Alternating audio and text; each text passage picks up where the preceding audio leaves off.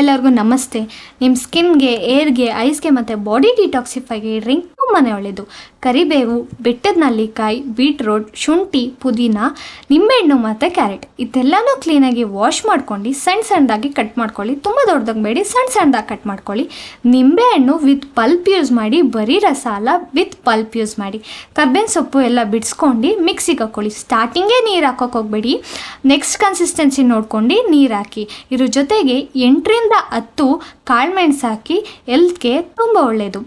Grind ಮಾಡ್ಕೊಳ್ಳಿ, ಒಂದು thick paste ಆಗೋವರೆಗೂ ಗ್ರೈಂಡ್ ಮಾಡ್ಕೊಂಡು ಇನ್ನು ಐಸ್ ಕ್ಯೂಬ್ ಕಂಟೈನರ್ಗೆ ಪೋರ್ ಮಾಡ್ಕೊಂಡು ರೆಫ್ರಿಜರೇಟ್ ಮಾಡಿ ಫಾರ್ 2 to 3 hours.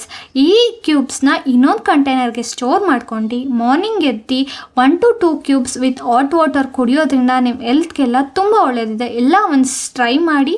ಇದೇ ಥರ ಇನ್ಫಾರ್ಮೇಟಿವ್ ಕಂಟೆಂಟ್ಗೆ ನಮ್ಮ ಪೇಜ್ನ ಫಾಲೋ ಮಾಡಿ. Thanks for watching.